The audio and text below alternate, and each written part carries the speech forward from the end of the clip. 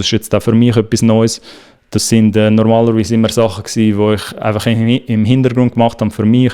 Aber ich habe gedacht, für die dazuschauen, wird es vielleicht spannend zu sehen, wie es so ist, mal herauszufinden, welche Leute man eigentlich, oder so den Prozess, die Denke ein bisschen mitzuverfolgen, wie man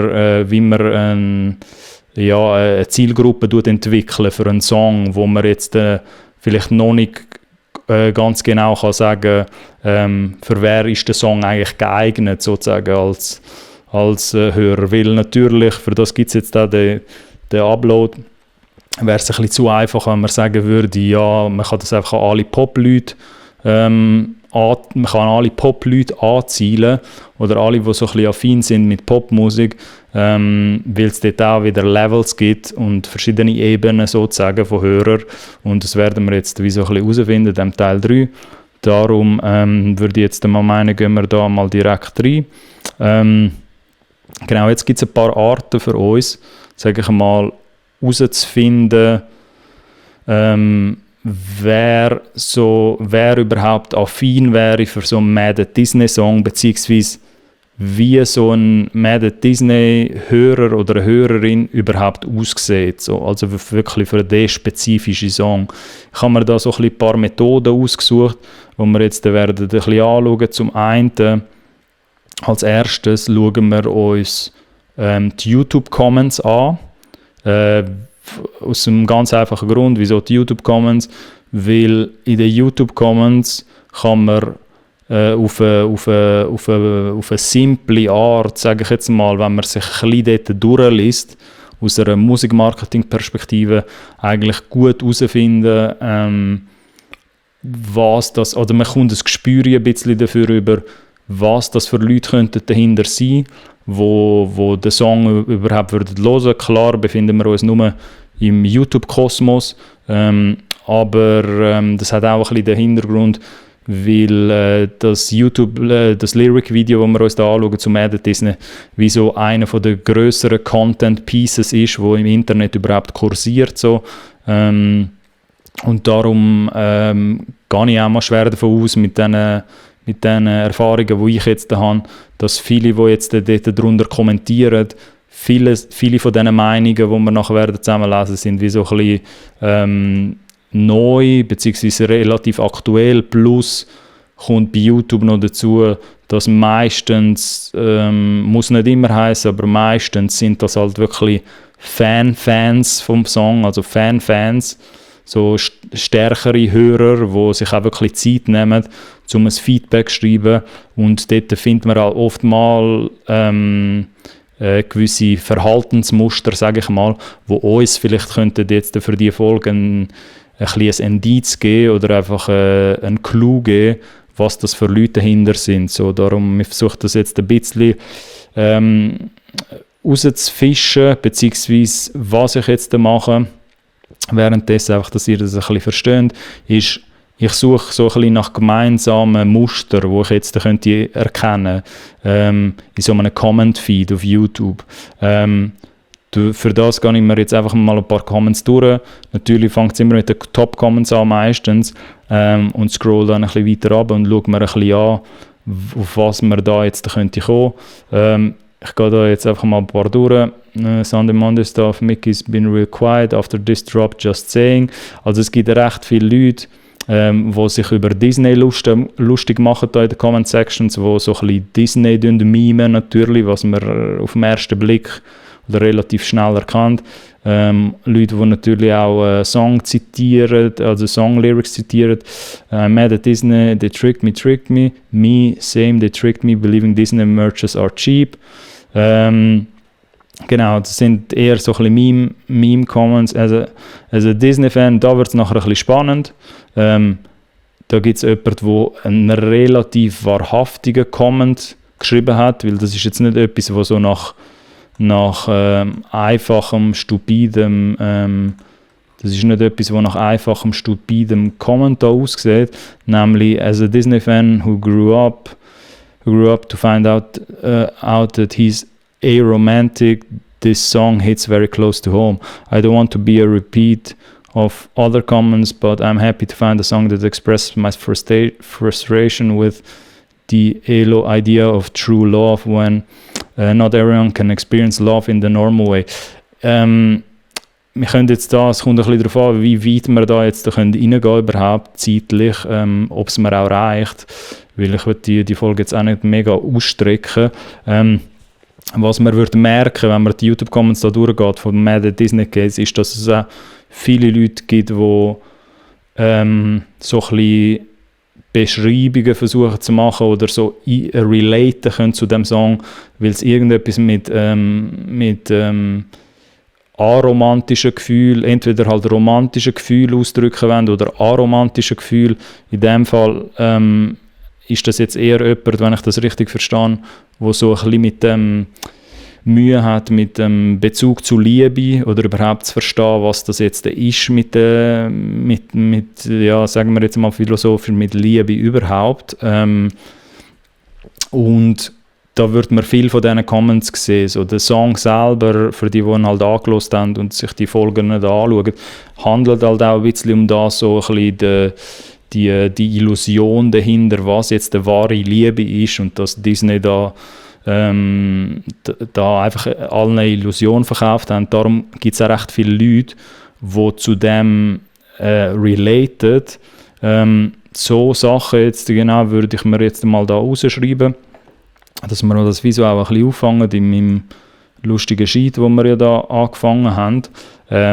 Diesmal jetzt für den 29. ist es nicht spezifische Merkmale und Besonderheiten, sondern eher, wie ich da geschrieben habe, eine ungefähre Zielgruppenanalyse. Ich sage auch ungefähr bewusst, weil das muss nicht etwas Abschliessendes sein.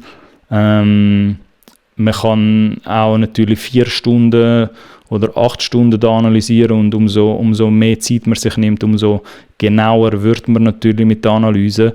Aber ich würde da jetzt einfach mal gewisse Verhaltensmuster aufschreiben, Verhaltensmuster und einfach mal stichwortartig, das passiert auch oft so, oder so wie ich es zumindest mache, ist, ich schreibe mir mal sehr viel generell die meisten Sachen, Muster, wo mir so ein bisschen auffallen, stichwortartig, und dann kann man immer noch später dann nochmal zurückgehen und sich alles nochmal anschauen und denken, okay, gewisse von diesen Sachen passen vielleicht doch nicht so. Jetzt könnten wir mal anfangen, Leute, die über Romantik oder Aromantik, ist das überhaupt eine Sache? Das frage ich mich jetzt eben gerade. Aromantik auch im Deutschen. Du bist aromantisch, okay, ja gut, in dem Fall. Romantische Orientierung ist das natürlich, okay, gut. Also, die über Romantik oder Aromantik, also positiv, sowohl positiv wie auch negativ, relaten, das machen wir es in Deutsch, einen Bezug zum Song haben. Also, dann können wir da wie so ein bisschen schon mal anfangen mit dem. Genau, das WordPad nehmen wir jetzt mal weg. Wie gesagt, das schreiben wir alles noch auf, das können wir dann später noch mal ein bisschen genauer machen. Dann sehen wir da noch Disney Really Trick. Also, und es ist natürlich auch gescheit, teilweise, dass wir mit den Top-Comments anfangen, weil die Top-Comments haben natürlich schon einen Grund. Bei so einem Upload-Video sehen wir auch, dass dadurch, dass gewisse von diesen Comments auch abgeliked werden, weiss man auch automatisch, dass das eine Mehrheit betreffen könnte.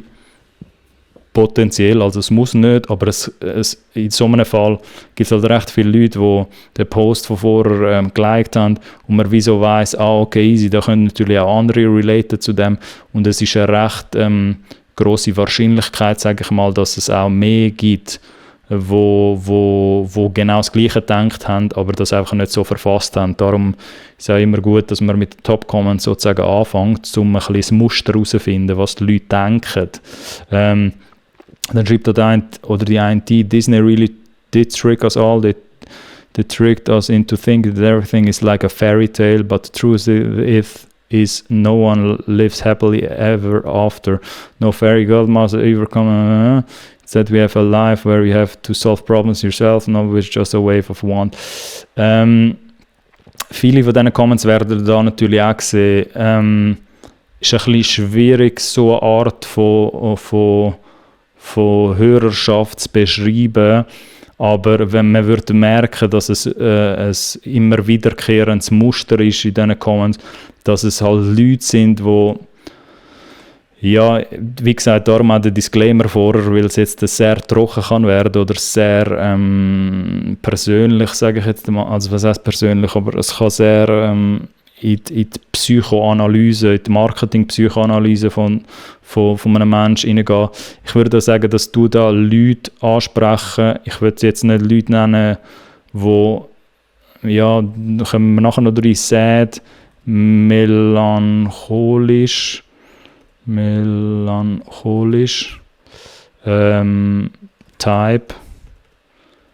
Typ, machen wir es auf Deutsch, sad, melancholisch, also machen wir da nicht sad, traurig, melancholisch, Typ, Menschen, könnte man jetzt sagen.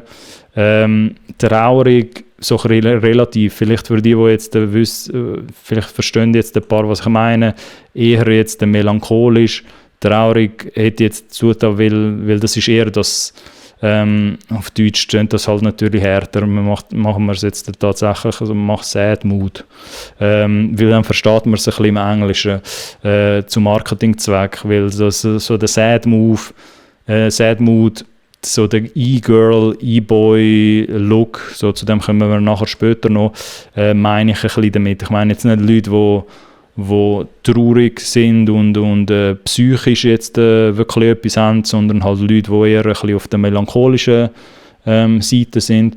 Darum tun wir da sicher auch mal rein. Jetzt sollte ich da mal schauen, das WordPad hat jetzt natürlich genau, Sad Mood, melancholischer Typ Menschen habe ich jetzt da noch rein notiert. Ich muss jetzt noch daran denken, das WordPad amix verschwinden zu lassen. Genau. Dann weiter, it's real estate, this song is Disney in a nutshell, girl has issues, finds a print, issues are gone. Auch so etwas ist natürlich ein sehr sozialkritischer oder halt auch gesellschaftskritischer Post, was auch zu Recht, oder da gibt es auch ganz viele Leute, die berechtigte Punkte haben, weil könnte man sich darüber streiten, dass die Künstlerin in dem Fall bei dem Mad Disney Song sicher auch gewisse hat polarisieren mit dem, dass sie halt eben die Illusion abprangert, die Disney jetzt da gebracht hat, und die Leute gehen halt auch aktiv darauf ein, wie die Person jetzt da mit Girl has issues, finds a prince, issues are gone, soll natürlich nicht der Grundsatz sein. Ich gehe jetzt da nicht philosophisch in ob das jetzt gut oder schlecht ist, wie gesagt, ich will das nicht werten. Es sagt mir aber ein bisschen, die Leute, die das abgevotet haben, geliked haben, müssen wahrscheinlich eher auf der weiblichen Seite sein, weil Disney Girl Issues sozusagen oder halt die Story Narrative, was sie da erzählen, ist halt eher so ein bisschen, ja, muss nicht, also es können natürlich auch Männer sein oder Buben sein, die das jetzt betrifft, aber es ist jetzt eher auf der weiblichen Seite, würde ich mal meinen, die Leute, die jetzt das gut finden, darum auch da wiederum spontan, also wo so Aussagen jetzt würden abvoten, sage ich jetzt einmal, auch da würde ich jetzt, das kann man nachher wie so alles noch ein bisschen genauer machen, aber Leute eher weiblich, in dem Fall, also in dem spezifischen Comment-Fall, jetzt Leute eher weiblich, wir machen zuerst mal, da können wir nachher noch rein mit dem weiblichen, dass das eher jetzt der weibliche Hörerinnen ansprechen. Leute, die, was soll ich jetzt sagen, die sehen wir darum, das ist jetzt nicht wirklich geskriptet oder so, Leute, die genau mit dem Disney nennen wir es jetzt auch mal Beziehungsideal, Ideal, wenn man das so schreibt, oder mit dem Disney-Beziehungsideal nicht die mit dem nicht unbedingt einverstanden sind oder eher progressiver denken über Mann-Frau-Bild. Wenn ihr ein bisschen versteht, was ich meine. Also das beschreibt es auch ein bisschen rein aus Marketing. Muss es nicht, ich gehe das jetzt nicht hure heavy interpretieren, aber so, was mir das ein bisschen sagt, das ist eben wie so meine eigene persönliche Interpretation jetzt da, eher aus einer Musikmarketing-Seite. Das sagt mir ein bisschen, dass das auch Leute interessiert, der Song, wo halt wie so nicht mit dem Disney-Ideal, mit der Ideologie, dass halt die Frau ihren Prinz findet und dann ist es Happy Ending, dass es auch ganz, ganz viele Leute gibt auf dieser Welt, die natürlich nicht mit so etwas einverstanden sind oder finden, hey, wieso gibt es jetzt nur das Idealbild oder immer nur die eine Happy Ending Story sozusagen. Und im Song geht es ja natürlich auch ein bisschen um das. Genau. Dann auch da wieder asexual, also Leute, die aromantisch sind oder asexuell, sicher auch, das können wir jetzt da vielleicht erweitern, würde ich jetzt mal meinen, mit Aromantik.